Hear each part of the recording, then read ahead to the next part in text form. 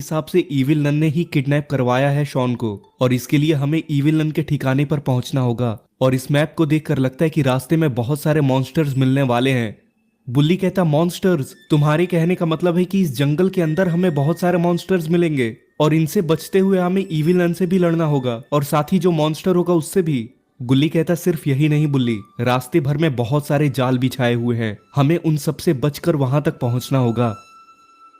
और गुल्ली और बुल्ली उस जंगल के अंदर जाने लगते हैं। थोड़ी ही देर में गुल्ली और बुल्ली जंगल के बहुत अंदर आ जाते हैं और ये जंगल जादुई लगता है। गुल्ली और बुल्ली उस घर के पास आने लगते हैं। बुल्ली कहता है, क्या हमें यहीं पर आना था गुल्ली? गुल्ली कहता है, लगता तो है बुल्ली, चलो इस घर के ऊपर चलते हैं, वो देखो वहां पर कुछ रखा हुआ है।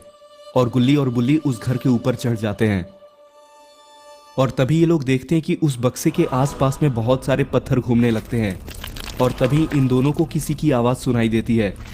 मुझे पता है तुम लोग यहाँ पर क्यों आए हो। तुम लोग अपने दोस्त को बचाने जा रहे हो, लेकिन मैं तुम्हें बता दूं कि इस जंगल में बहुत सारी कठिनाइयां आने वाली हैं। इविल नन तक पहुंचना कोई आम बात नहीं है और उसका वो मॉन्स्टर बहुत ही ताकतवर है।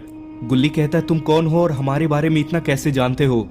ये कोई आम जंगल नहीं बल्कि जादुई जंगल है। तुम्हें अपना हर कदम ध्यान से रखना होगा।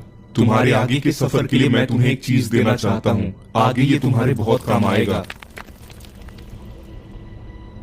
अरे नहीं, ये एक जाल था। बुल्ली को तीर से चोट लग गई है।